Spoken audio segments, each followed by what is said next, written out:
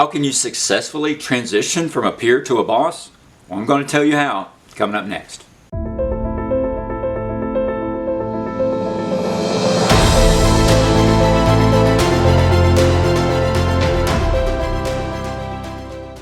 Welcome everyone to another episode of Leadership Roll Call, where we give you the tools to be a more effective leader.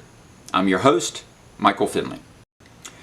You've always dreamed about being in charge. You thought that you have the abilities to make a change in your organization, and then congratulations, you've become a supervisor. Well, guess what? Just because you're a super duper employee and you had all the skills in the world, those skills may not necessarily translate into becoming a good supervisor. The good news is leadership skills can be taught, and the transition from peer to supervisor, while sometimes awkward, can be overcome. And that's what we're going to talk about today, the transition from peer to supervisor. If you've already done that transition, I would like to hear the challenges that you face. Please put it in the comment section below. Your job now is not to have all the answers or to catch people doing something wrong. You're not the most important person in the room. Your job now is to make sure the team succeeds and the individual members are developed. That's your role. The U.S. Marines say a leader has two roles: accomplish the mission and take care of the people. Not either or, both. Accomplish the mission and take care of your people. So how do we successfully transition from peer to supervisor? Well, the first thing you need to do is make sure that the team members know about this transition. They need to make sure they know that you are now the supervisor. So hopefully your boss will let them know, or the company will let them know. But you need to make sure that they know that this is an official part of your role now. The second thing you need to do is to meet with your boss. You need to discuss what their expectations are, what their vision is, and what your roles and responsibilities are. Make sure you fully understand those, so going forward, you and your boss are on the same wavelength. Next, you want to meet with your team. You want to meet with your team as a group and individually. You want to address their concerns. You want to share your vision. Now, I would strongly suggest not making big overhaul changes right off the bat, unless that's what your boss wants you to do. People are going to be looking at you to see what you're going to do, and I would resist making big changes at first. I would ask them, what can I do to help you become more successful? This lets people know that you're in charge and you have the power to do that, but it also lets people know that you care about them and their development. So ask, what can I do to help you become more successful?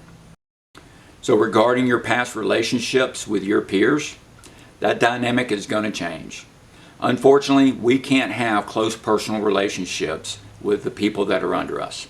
That's part of the deal. If we have a good friend that was a peer and now we're their boss, the perception is going to be that we're going to show favoritism. And showing favoritism is the quickest way to ruin your credibility as a new supervisor. So if you used to go out with them and saw them in social engagements, maybe after work, you need to start curtailing that. You need to back off away from that. You don't need to be doing that. You're not their buddy anymore. You're their supervisor. And you know those times when you chatted with your peers and you gossiped about things that were going on in the company, and you maybe vented about some things that made you angry that the company did? Well, those days are over.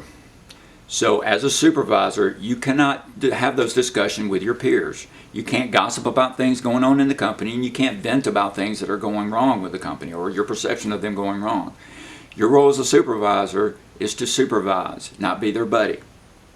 So if someone still comes to you and they want to gossip or they want to vent, let them know that that is unacceptable and that's not your role anymore. You can politely ask them to stop doing what they're doing, change the subject, or politely back out of the conversation. But you cannot do that anymore as a supervisor. Now, if one of your peers was also applying for the position that you received, things are going to be a little rocky at first.